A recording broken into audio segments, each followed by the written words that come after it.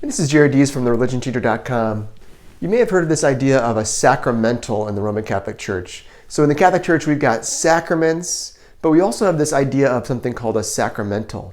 Now, sacraments were instituted by Christ. They are experiences of God's grace, signs of God's grace. Well, the Church also has essentially blessings upon people or places or objects that allow us to be prepared for God's grace. They direct us towards holiness. And it all comes down to essentially a prayer of the Church that is either a blessing on people, objects, meals, or places.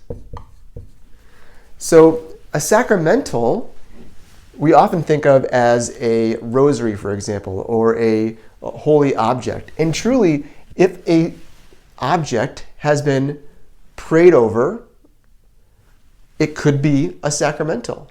Maybe by touching it, maybe by saying a prayer over it. Maybe a priest might sprinkle holy water on a certain object or a place like your home, or even a person who is, for example, a catechist teaching in the church or a reader at Mass.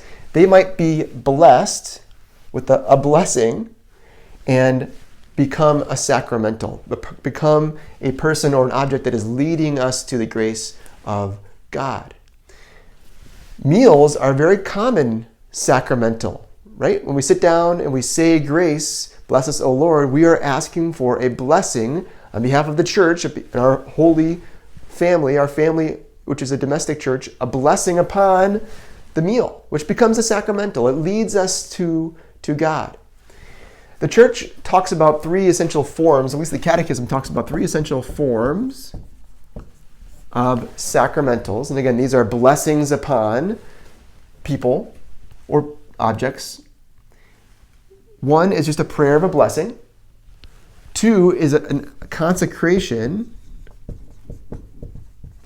of persons.